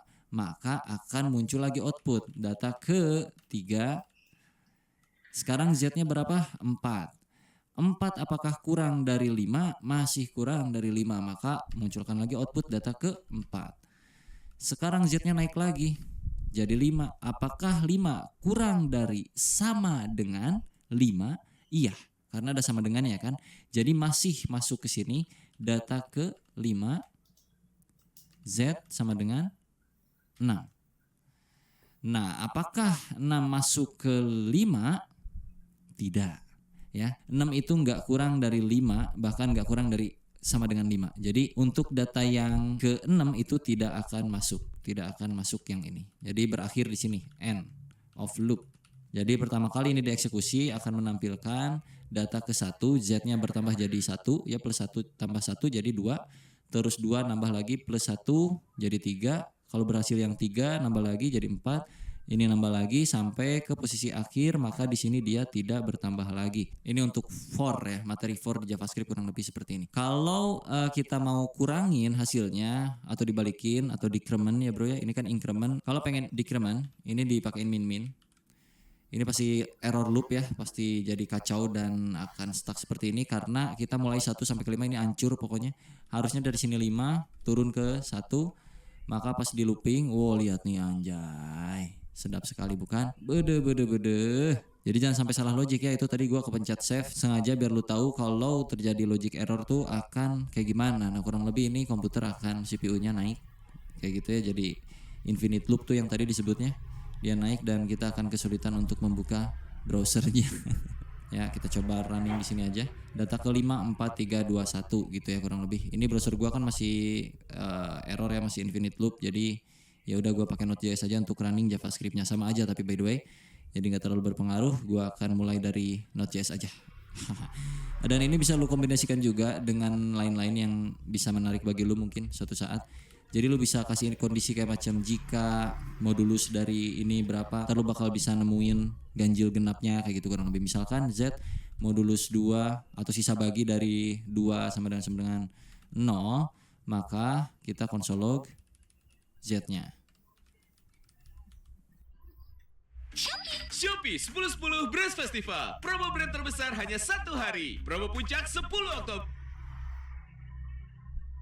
Dan kalau gua running 4 dan 2 adalah genapnya.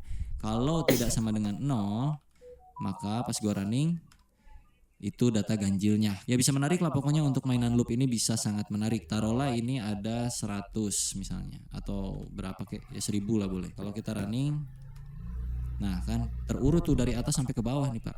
Ya, 19, 17, 19, 13, 11, 9, 7, 5, 3, 1. Kalau pengen naik ya tinggal plus ininya. Ya gitulah sesuai penjelasannya, harusnya kalian mengerti ya untuk yang for. Sekarang kita coba ke while dan do while dengan materi yang sama kurang lebih yang kayak gini juga ya. Sekarang gua akan coba konversi for ini ke while dengan cara kita bikin satu variabel baru di luar, atau gini aja lebih enak deh ya. Let enggak deh, dari 0 aja lagi ya. Let x sama dengan 1. Ya kalau yang for itu pakai z, kalau yang while itu pakai x. While X kurang dari sama dengan 10, ini juga kan 10 kan sama. Apa yang akan kita lakukan? Kita akan mengkonsol.log data Y ke X sorry. Kok Y sih?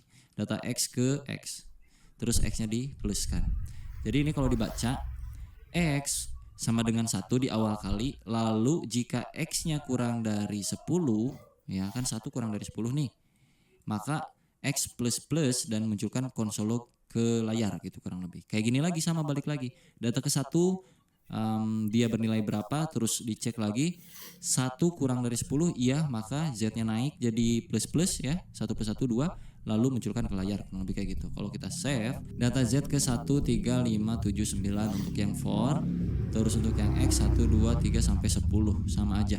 Kalau pengen dibikin kayak begini berarti di bagian sininya tinggal di if lagi. If X persen 2 tidak sama dengan 0, maka console lognya naikin 13579 13579 sama outputnya ya untuk yang while. Sekarang untuk yang do while kita konversi lagi jadi Y ya, do while ya. Let Y sama dengan 1, do lakukan apa dulu kalau do while? Console log dulu data Y ke strip Y, lalu naikkan nilainya Y plus selama apa gitu. While, nah while-nya di sini ya bro. while y kurang dari gimana sih, gue lupa anjir, sorry. While, nah gini nih, while y kurang dari 10 sama dengan 10. Ini kalau gue save dan kita running lagi, 1 nih ya, y nya 1, 2, 3, 4, 5, 6, 7, 8, 9, 10. Oke, y nya aman ya, sama ya. Lalu kita konversi lagi kayak hal yang tadi di atas. Ini tinggal kopas aja, tempel sini, ganti x nya jadi y, ganti x nya jadi y. Terus kita clear dan kita run lagi. Hasilnya sama, 1, 3, 5, 7, 9. Ini versi do while nya, ini versi while, ini versi for. Oke, perbedaan ketiganya itu apa? Kita taruh if-nya hapus dulu. Ya, kita ganti aja if-nya, ilangin biar membuktikan perbedaannya apa, biar kelihatan enak. Bagusnya sih pakai satu variabel aja ya. Let z sama dengan 1, terus semuanya pada pakai z aja langsung di sininya. Harusnya sih. Coba run ya. Sampai 5 semuanya aman ya. Z, X, Y. Sekarang untuk perbedaan yang while dan do while itu sangat signifikan ketika kondisinya itu tidak sesuai. Kalau kita coba yang while itu kondisinya enggak sesuai untuk loopingannya, kondisi awalnya adalah X 10. Kalau dibaca, apakah 10 kurang dari sama dengan 5? Tentu saja tidak, 10 lebih besar dari 5. Jadi ini tidak akan tereksekusi. Kita run lagi ya. Node main server. Oke. Z, Y, enggak ada X sama sekali di sini. Berbeda dengan do while, yang mana dia akan mengeksekusi setidaknya 1 kali, walaupun kondisinya itu enggak matching. Taruh di sini x-nya sama dengan 1, dinormalin lagi. Terus untuk y gua taruh 10. Yang mana 10 itu kan y kurang dari sama dengan 5. Apakah iya? Tidak. Jadi ini tidak akan tereksekusi. Harusnya kalau di while. Tapi karena ini do while, jadi dia akan melakukan terlebih dahulu yang ada di dalam do-nya. Makanya do, lakukan dulu baru cek yang lain-lain gitu ya. Kalau gua running, dia akan ke running 1 kali. Lihat di sini data y ke 10. Yang ini keluar dulu 1 kali. Kalau ini gua ganti 20, yang mana 20 masih lebih besar daripada 5 alias nggak matching ke while, maka ini akan tereksekusi 1 kali. Kalau gua run lagi, ya kurang lebih kayak gitu perbedaan while dan do while, dan juga itu penggunaan for.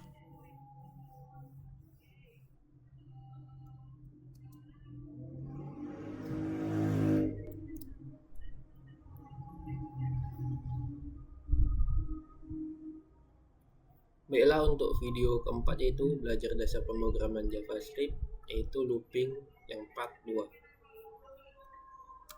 Kan materi for yang kurang lebih kemarin udah kita bikin tentang for dan juga while dan juga do while. Sekarang kita masuk ke for of dan juga for in dan juga for each dan juga map, yang mana ketika sebuah variabel itu punya nilai yang banyak, multiple values. Contohnya misalkan pacar saya, nama variabelnya, dan di dalam pacar saya itu ada banyak nama, misalnya daftar nama pacar saya contohnya ya. Ada Putri, ada misalnya Marino, ada misalnya Angela, Vexana. Misal contohnya kayak gitu ya. Terus untuk yang pertama kita akan coba for of terlebih dahulu. Apa fungsinya? For of itu supaya kita tahu isian dari ini tuh apa. Untuk penulisan formatnya kurang lebih kayak gini. Pertama kita ketikkan for dalam kurung, bikin satu variabel baru di sini, taruhlah namanya let pacar.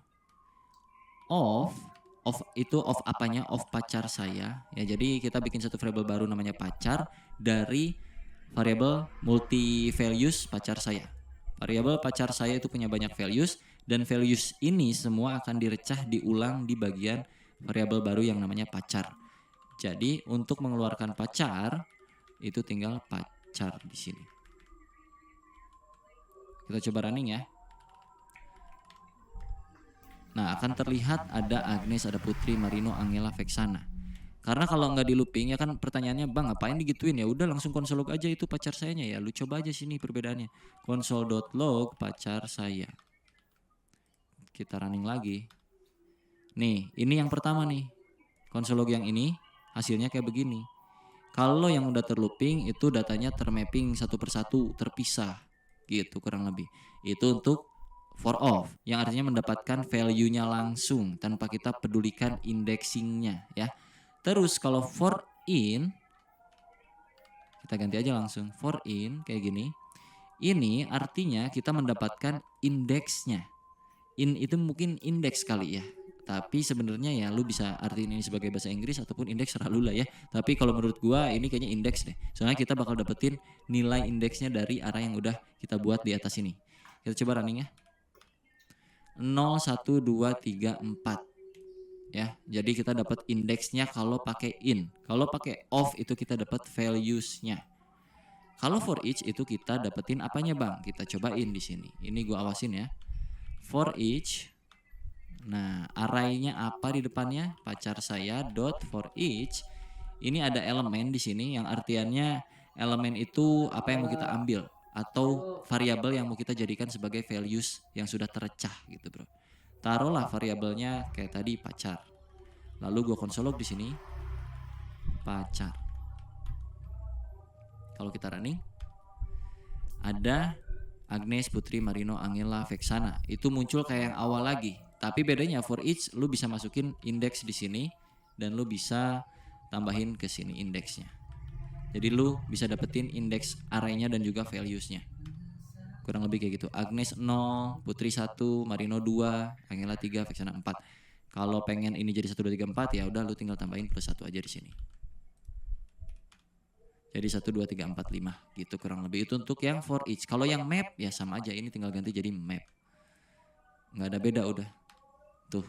Kurang lebih itu cara penggunaan for all, for in, dan juga for each. Semoga bermanfaat. Kita lanjut ke video berikutnya di video.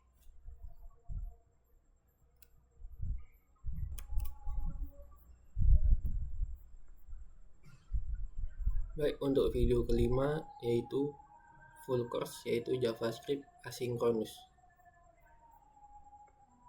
Kalian sering mendapatkan masalah di JavaScript ketika berjalan belajar pertama kali JavaScript dengan yang namanya sebuah function yang kalian panggil tapi mereturn sebuah pendingan promise kayak gitu-gitu.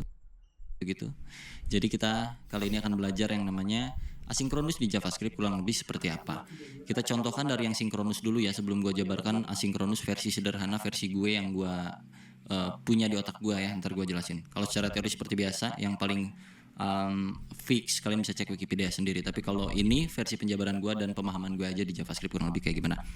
Pertama contoh di sini gue punya function 1. Di sini ngelog cuman munculin 1 gini.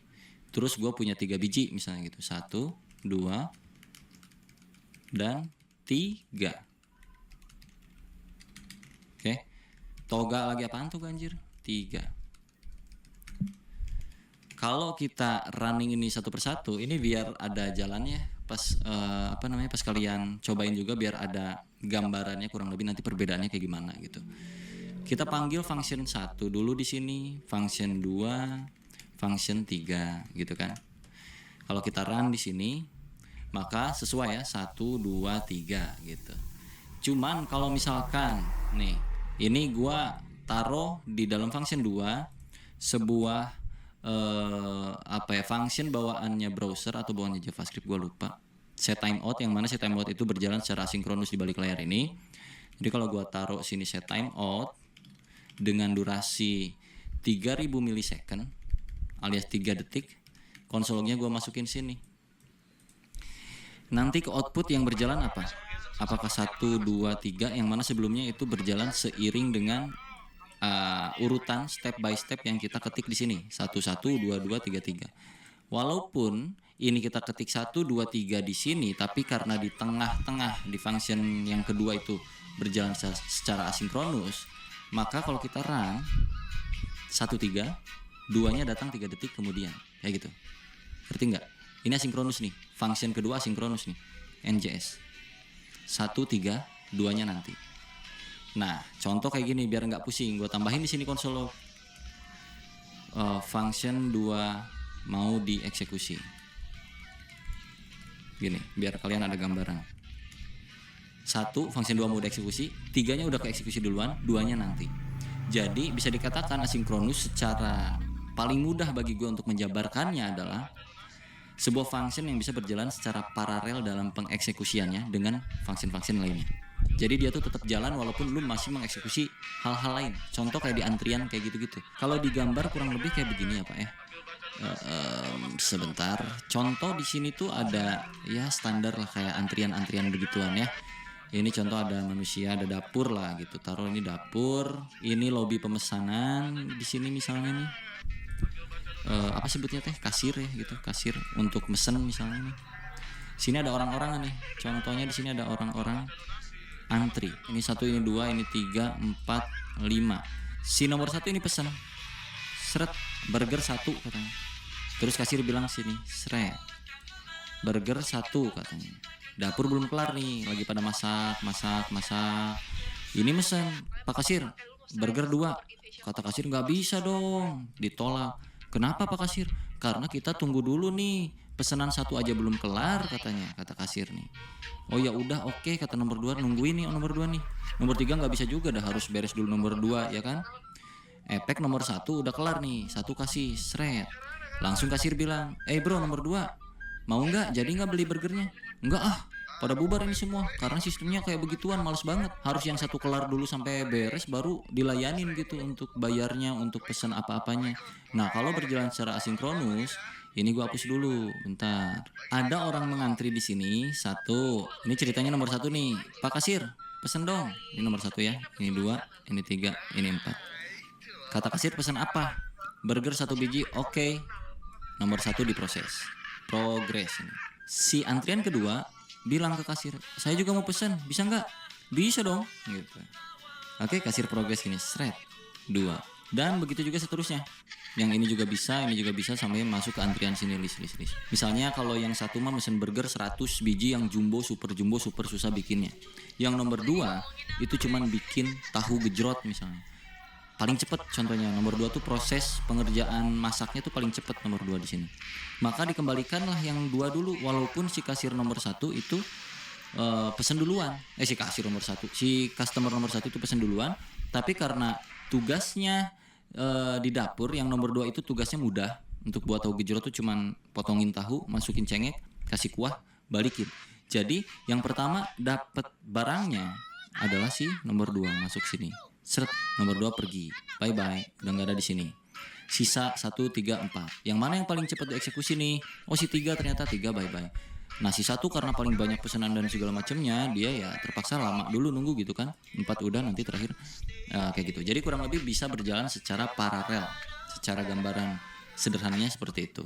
Nah kalau di contoh programnya tadi kayak gini untuk simpelnya. Kalau studi kasus nyatanya nanti seperti apa bang? Atau mungkin karena ini di delay bang 3000 milisecond ya pasti dia bakal telat loh bang. Ya karena itu berjalan secara asinkronus.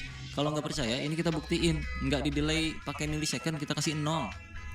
Karena secara bawaan function ini udah dari sononya sinkronus, artinya berjalan secara paralel. Jadi yang akan diprioritaskan tetap yang ini gitu loh. Ini akan masuk sebagai progres dulu. Jadi kalaupun kita kasih delaynya 0 detik ya Pak, gua running lagi. Tetap lihat, 1 function 2 mode eksekusi, 3 2-nya baru kembali. Ya, jadi mau detiknya berapapun itu sama aja. Kenapa? Karena function ini berjalan secara sinkronus di balik layar gitu kurang lebih. Itu materi pertama supaya kalian bisa cukup paham tentang yang begini-beginian yang mungkin susah untuk ditangkap memang. Karena gue pun dulu belajar kayak ginian susah untuk nangkepnya. Sampai akhirnya nanti di industri itu ada banyak hal yang seperti ini. Dan mengerti sendiri ternyata oh kurang lebih ini ya. Kita make ini tuh ketika ini gitu kurang lebih. Kayak kita akan coba simulasikan hal-hal yang lebih nyata lagi di sini. Contoh gue punya function login misalnya. Right? Dan gue punya function get user. Gitu. Di sini gue punya token, yang mana tokennya ceritanya ketika login akan mengenerate gitu. Jadi gue bikin sebuah random token aja ini sebagai biar mempermudah kita aja dalam mengoding untuk mengetahui tentang asinkronusnya aja lah ya. Met random kali segini aja, cukup lah gini juga. Lalu di sini akan mereturn sesuatu yang isinya tuh objek. Taruhlah objeknya adalah token. Kita akan mendapatkan token ketika login gitu ya. Token. Sini kita kasih username misalnya parameter. Kita akan kembalikan lagi. Gitu. Nah, kalau kita panggil di sini, ini biarin dulu kayak gini, kosong. Loginnya kita panggil. Login kan nampung parameter username. Jadi kita kirim parameter username-nya ke sini. Misalnya Dea Afriza. Dea_Afriza. Kita konsol log ya, si loginnya misalnya cons user sama dengan login. lalu console log user. Ini. Jadi ada user yang login dengan nama De Afrizal, lalu kita munculkan dia ngapain gitu. Dia dapat apa? Kita running. Muncul token 3 sekian username De Afrizal berhasil. Terus di sini ada get user dengan syarat, misalnya di sini syaratnya harus ada tokennya. Contoh aja ini mah, misalkan untuk get user kita butuh token untuk mengakses function ini, dan nanti function ini bakal balikin sebuah API key, contohnya yang API key isinya misalnya random juga atau X key gini aja deh, X key 123 misalnya. Jadi kalau user panggil function ini, harusnya ini akan keluar, tapi dengan syarat dia harus punya token dulu. Jadi di sini gue bakal kasih validasi, jika tokennya ada misalnya gitu, maka lakukan pengembalian nilai ini gitu. Jika tidak ada, maka ya udah diam aja, right? Kalau gue panggil get usernya, get user dengan token yang ada di dalam user sini, user.token ya,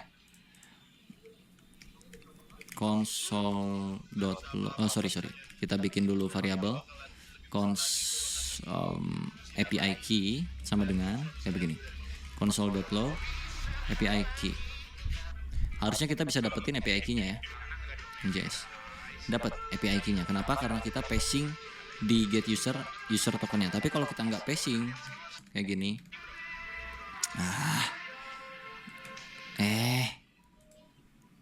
kayak gini kosongan. Kalau kita running undefined, karena memang syaratnya harus mempunyai token gitu. Ceritanya ini tokennya harus nyambung dari yang sini ya, ceritanya gitu.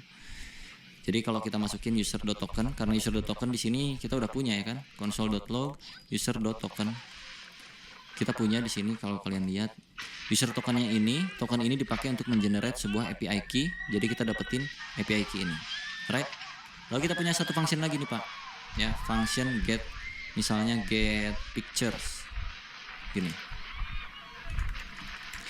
Get picture syaratnya harus punya API key. Jadi nyambung kayak begitu. Ini kita biar simulasi asinkronusnya enak nih. If API key kalau ada misalkan, maka kita return sesuatu hal, yaitu si gambar-gambar, misalnya ada picture. Jadi di sini gue bikin kumpulan gambar nih, const pictures sama dengan, contohnya gini aja deh, 1.jpg, 2.jpg, 3.jpg gitu. Kita return picture-nya. Oke, kalau kita mau lanjutin berarti tinggal panggil functionnya. Kita bikin dulu satu const get user picture misalnya, get pictures dengan syaratnya adalah API key. Di sini kita udah punya API key ya, dan API key ada di dalam API key. Jadi ini kita bisa bungkus kayak begini. Lalu kita masukin API key-nya di sini, API key. Harusnya ini huruf gede, mohon maaf. Kayak gini, betul. Kalau kita console get user picture-nya,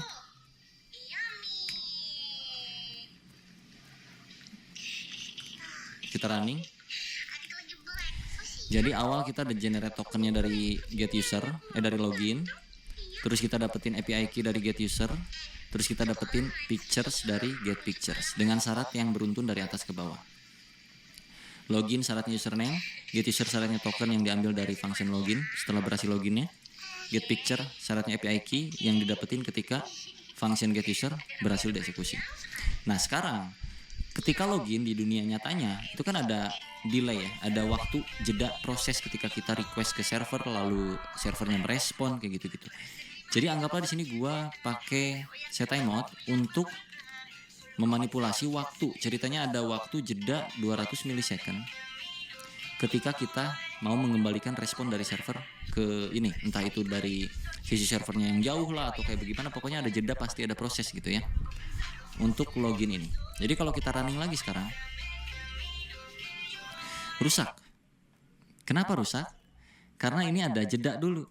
Kita pas eksekusi yang get user di sini, ini user.token aja udah nggak bisa didapetin gitu, karena token nggak muncul karena di sini setTimeout asinkronus. Pakai optional key pun nggak bisa juga karena ini berjalan secara asinkronus. Kalau kita bedah, ini gua hapus dulu ya. ketika lu console log atau lu bikin sebuah function baru untuk user, yang mana usernya itu bisa login dengan username Dea_Afrizal, kita console log usernya doang, gini, clear, undefined. Oke, di sini gua kasih console.log memvalidasi data atau processing gitu, processing, memvalidasi data. Ini contoh. Kalau kita run, processing memvalidasi data tapi undefined. Karena kecepatan, Pak. Ini berjalan secara asinkronus. Fungsinya keburu berhenti ketika kita panggil console log user. Console log ini nih. Ini dipanggil langsung berhenti duluan, padahal ini harus nunggu dulu. Caranya adalah kita bisa pakai beberapa hal. Yang pertama, kita tambahin di sini async await bisa, tapi gue coba kasih tahu dulu yang namanya callback. Jadi supaya lu bisa dapetin nilai ini, lu bisa pasang callback di function ini. Oke, gua akan taruh di sini callbacknya sebagai parameter. Lalu yang gua return itu bukan return kayak begini, tapi callbacknya yang akan gua kasih nilai. Begini. Callback gua kasih nilai. Dan ini bukan lagi kayak begini, tapi pakai buka tutup seperti ini. Ya. Begini. Jadi parameter ini mempunyai sebuah nilai, nilainya adalah token dan username. So, tahapannya adalah di sini lu harus spacing lagi satu hal. Gitu. Ini kita nggak bisa main kayak gini lagi nih, nggak bisa. Kita harus tangkap nilainya itu lewat sebuah parameter, ya. Karena nilai dari nilai akhir dari token dan username itu dikirim ke sebuah callback, yang mana callbacknya adalah sebuah parameter. Parameter yang ada di sini itu bisa kita akses dengan cara function gitu, function, gitu. Tanpa nama pun lo akan bisa mendapatkannya. Dan di sini lo tinggal coba console log dulu, console.log getting data hore. Contoh. Clear NJS getting data hore. Oke. Getting data hore, processing memvalidasi data oke. Ini bisa masuk, artinya di dalam function ini punya sebuah callback ini. Jadi kalau kita kasih di sini result atau response, lalu kita masukkan responnya sebagai console log. Lalu kita masukin di sini kelar misalnya NJS processing data, memvalidasi data, kelar, tokennya keluar, username-nya keluar. Ini bisa diakses lewat yang namanya callback. Oke, cukup paham nggak sampai sini? Jadi kayak muter gitu loh. Gue sambil sebat ya, aus, ngomong mulu. Oke, kita udah dapetin ini. Kita masukin variabel misalnya, cons user sama dengan login. Kita console log usernya di sini. User adalah user. Bisa bang kayak gini? Cobain. I knew I was underwater. I just didn't realize I was this underwater. User adalah undefined. Nggak bisa kayak begitu, Pak. Karena kita mainannya callback. Nggak bisa kayak gini. Jadi kita kalau mau lanjut ke yang get user bagaimana? Sok dijawab dulu sambil gua menyebat dulu. Kalau mau ngambil isi get user gimana? Tokennya udah punya nih. Di dalam respon tokennya udah punya nih.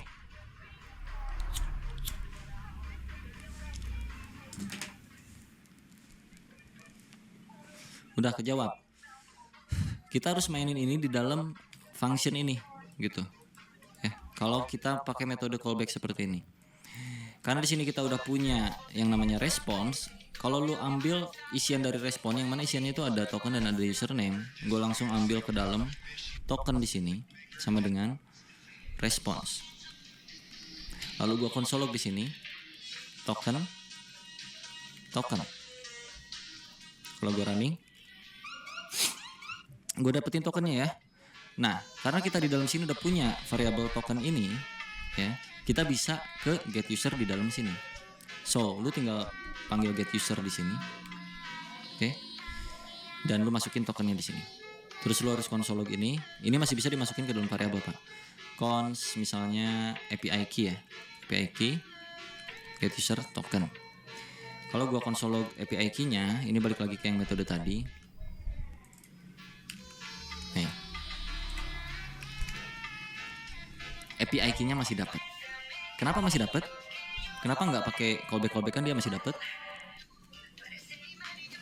Karena proses pengambilan atau pembuatan API key-nya pun tidak berjalan secara sinkronus, Pak. Kalau kita kasih di sini set timeout, ya sini gue kasih set timeout dah. Set timeout karena memang ada waktu kan, secara aslinya kan kayak gitu, ada kasih waktu dulu gitu loh. Gua return dalam waktu, taruhlah dia 500 milisecond. Untuk mendapatkan API key itu butuh waktu 500 milisecond, Pak. Jadi kalau kita running lagi sekarang, yang tadinya kita dapat undefined. Gua kasih sini lagi ya, console.log processing API key. Nah, oke, yang ini processing token user now. Oke, kalau kita coba nggak akan bisa, tetap processing token user now dapat berhasil, tapi pas API key undefined. Oke, nggak masuk nih, ke sini nggak masuk. Mana? Salah ini, maaf, di atas di sini. Processing token user now aman, processing API key now, API key-nya nggak dapat. Cukup paham sampai sini? Berarti apa yang harus kita lakukan? Yang harus kita lakukan adalah karena dia sudah ada sinkronusnya, maka di sini kita harus bikin callback untuk get user. Callback. Ubah returnnya jadi callback. Kasih buka tutup sini seperti ini, parenthesis, ya itulah. Bahasa Inggrisnya itulah, gue lupa. Oke. Yang artinya kita memanggil itu tinggal get user, kasih datanya apa, data token, dan kita bikin function di sini. Gitu. Console log API key, ya kan? API key-nya ada di dalam response lagi sini. Response. Coba running. Berhasil ya, kelihatan? API key-nya ada di sini. Alright, kita bikin lagi di sini cons API key biar masuk langsung ke dalam responnya. Jadi di sini tinggal console log API key, NJS, X key 123, key-nya dapat. Oke, tahapan berikutnya get picture. Get picture itu kita bisa jalanin di sini. Get picture dengan API key. Di sini dengan API key. Ya, karena API key punya ini enggak sinkronus. Jadi ini akan berjalan. Tinggal return pictures loh. Picturesnya sebentar. Picturesnya console log, kurang console log. Cons pic sama dengan console.log pic NJS. Dapat 1, 2, 3 data gambarnya. Tapi tetap lagi-lagi karena kita butuh proses untuk mendapatkan gambar ke server, itu ada waktu, jadi kita kasih set timeout sini. Taruhlah karena gambar cukup berat, taruh kita 1500 milisecond. Baru dia akan mereturn sebuah picture. Oke, ini masih sama nih. Gua run. Undefined. Gimana caranya? Lakukan hal yang sama lagi kalau callback. Callback. Oke, ganti return jadi callback. Kasih kayak gini. Di sini nggak bisa lagi kayak gini. Lalu harus get pictures. Kasih API key. Kasih function. Dalam function ini ada apa? Dari responnya, lo bikin pemanggilannya, pictures sama dengan response. Console log pictures-nya. Misalkan di sini gua ganti objek pictures-nya jadi pic. So di sini kita manggilnya tinggal pic. Di sini juga tinggal pic. Kalau sekarang kita running, ada, tapi dia jeda 1500 milisecond. Contoh, kalau kita kasih ini biar lebih enak nih, jadi tahu mau proses yang mana. Processing pictures now. Coba NJS lagi. Processing token user API key processing picture now dapat. Cuman pertanyaannya adalah, apa iya harus sampai melorot seperti ini? Ini disebutnya nested callback. ya. Function di dalamnya ada ini, di dalamnya ada function lagi, function. Cara sederhananya lu bisa pakai yang namanya promise juga. Lu bisa pakai yang namanya promise. Jadi kalau ini gua konversi, gua akan bikin satu file baru di sini. Gua pindahkan ini ke sini dulu. Gua kembalikan ini ke kosongan lagi. Kita bakal hilangin callback yang ada di sini. Ini gua hilangin, sorry. Mana callbacknya kita hilangin. Awasin. Dan ini gua hapus lagi. Oke. Ini kita return seperti biasa.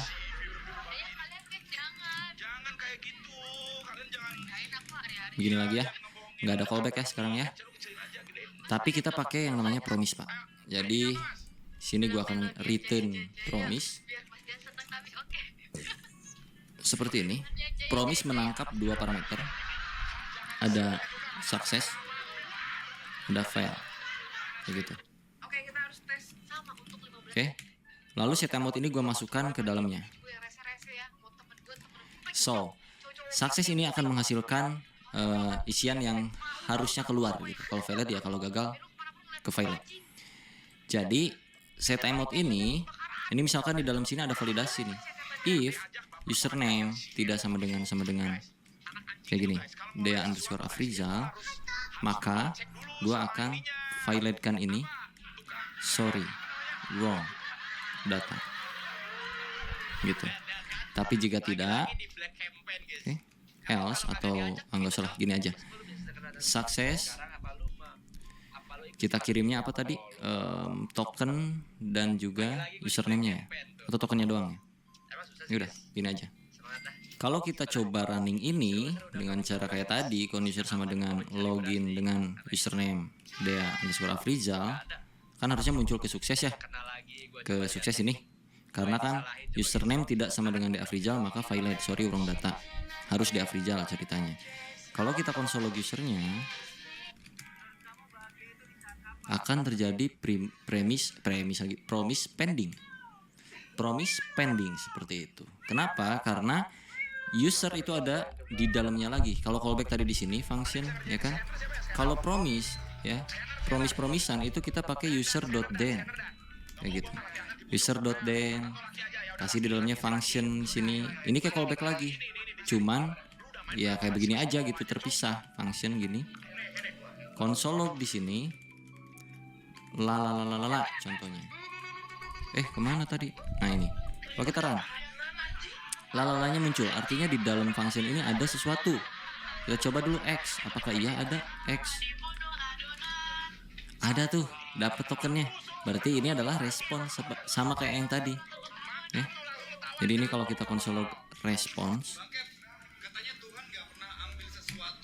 sama tuh, dapat tokennya, ya gak? Nah kalau kita mau lanjutin yang kesini, ya sama juga, kita kasih return promise di sini. Ini if-nya di dalam sini ya. Oke, bentar, gue kasih return new promise. Dia punya success dan juga dia punya failed. Lalu di sini dia punya function. Ya ini function ya. Ini ada callbacknya 2 biji. Lu masukin ini sini. Kalau tokennya ada, maka nah ini tinggal kembaliin ke success. Seperti ini suksesnya. Lalu jika tidak ada, atau kita balikin aja deh ya, if tidak token, maka violate, no token inputted. Misalnya, no token aja gini lah, sorry, no token, cannot access. Oke. Ini misalnya, kalau ada maka set timeout sukses ke API bla bla bla bla bla bla. Nah, kalau kita manggil di sini nggak akan bisa, kita harus di sini karena kita kan di sini punya apa tadi? Const token sama dengan response. Sama aja kayak yang tadi lagi, balik lagi. Gitu. Get apa tadi? Get user ya. Get user itu pakai token .then, balik lagi nih ke function lagi di sini. Ini bisa pakai raw function atau gimana. Tapi supaya kalian nggak pusing, taruh di sini function lagi ya. Begini. Di sini ada respon lagi. Jadi terus-terus aja kayak gitu, sama aja. Ini lu bikin lagi cons API key dari response. Jadi kalau lu console log API key-nya, lu NJS ini, sorry ada error, kenapa gua? Ini jadi kalau error itu kita mesti pakai catch. Jadi file ini akan masuk ke catch, sorry. So di sini lu harus tambahin kayak catch r console.log r .message misalnya, contoh. Coba ya. Tah itu, nggak pakai .message, jadi r doang kayak gini. Kita run. Sorry, no token cannot access token. Oke, sorry undefined tadi tokennya itu kita nggak bisa passing ambil langsung destruktur seperti ini. Kita mesti kasih objek di pas loginnya. Pas return token kita harus kasih kayak begini. So sekarang harusnya kita bisa dapetin responnya. Ya, responnya API key-nya dapet. Jadi ini gua buka lagi, kita console API key-nya doang. Lalu kita NJS lagi. Key-nya dapet, tinggal sekarang berarti get picture. Nah, itu tadi sekaligus simulasi yang file-nya ya. Jadi kalau di promise itu kan ada dua, ada success, ada fail. Failnya itu tereksekusi ketika nanti seperti hal-hal yang tidak terduga gitu. Nah, di sini pun lu bisa di user ini, sini then, di sini catch r console.log r. Pusing-pusing lu codingannya lu ya. Ini hanya syaratnya deafrizal tadi akan tereksekusi, ini lancar-lancar aja. Ya, lancar-lancar aja. Tapi kalau di sini bukan deafrizal, gua taruh sini 1.3 dia akan masuk ke catch ini karena secara logik di sini dia harus bernama deafrizal, jika tidak bakal akan masuk ke fail gitu. Sorry wrong data. Jadi kalau gua run harusnya ke sorry wrong data. Ya, itu terjadi karena promisan ini punya dua callback, success dan fail. Jadi sesuai dengan logiknya nanti akan masuk arah kemana. Jadinya itu bakal kayak begini-begini terus nih Pak. Ini ke dalam lagi, capek. Dan ini akan nested seperti yang tadi, sama aja. Nah, async await lah solusinya. Ini gua hapus lagi ya. Async await menjadi sebuah solusi ketika ada sebuah function yang mereturn sebuah promise pending. Ya, ini kan kalau kita langsung eksekusi kan promise pending tuh. Kalau kita bikin kayak begini, user sama dengan login deafrizal, nggak bisa kan kalau di console log tuh user njs pending. Kita bikin satu function yang asinkronus, async function user display misalnya. Oke.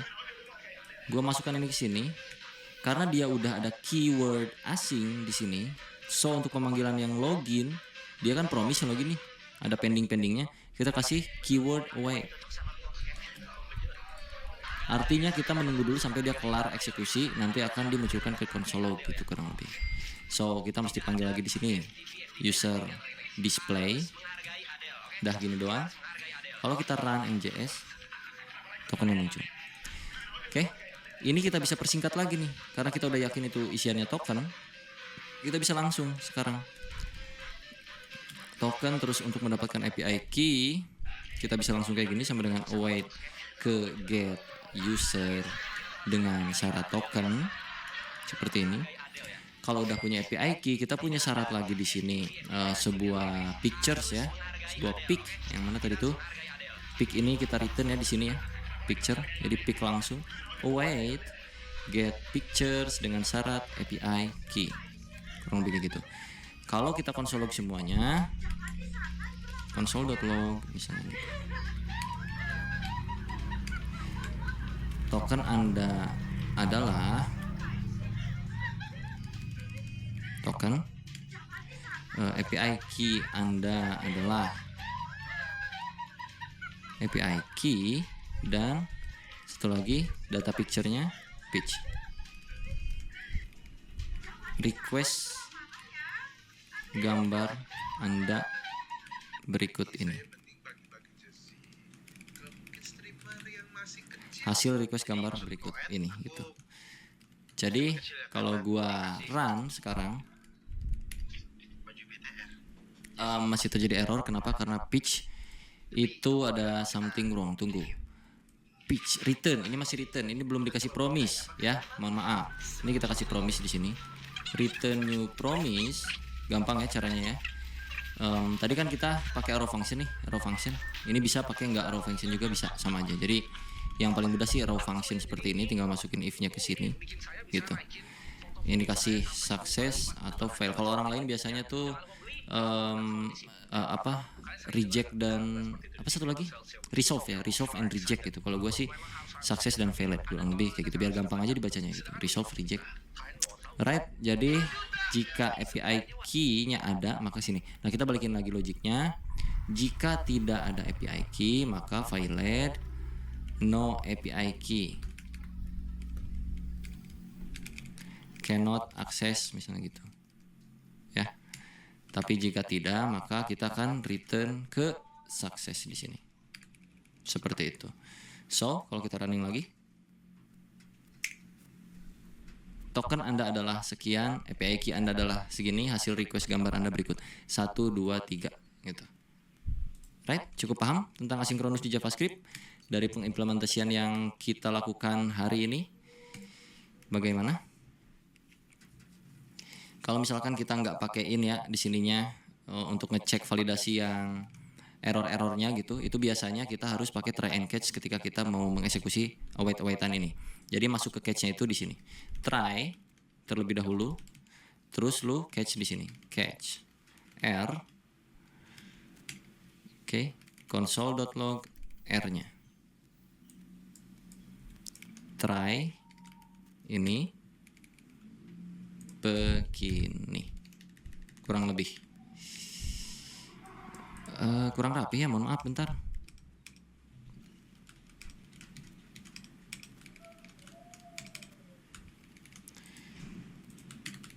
Oke, jadi gini ya kalau kita run.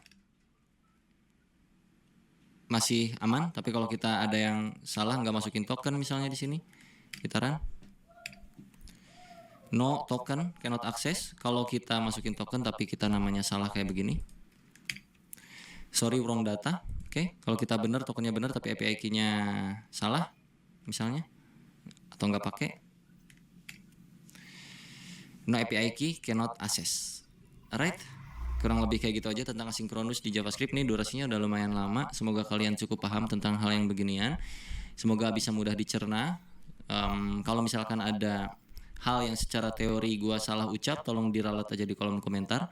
Tapi gua berikan faktanya kurang lebih seperti ini implementasiannya. Dan nanti di dunia kerja pun akan banyak hal-hal seperti ini. Dan pengimplementasiannya kadang-kadang beragam logik dan algoritma. Ini salah satu contoh doang, sampel. Alright, sampai jumpa di video berikutnya. Jangan lupa diklik. Bye bye. Oke, mungkin kalian sering mendapatkan masalah.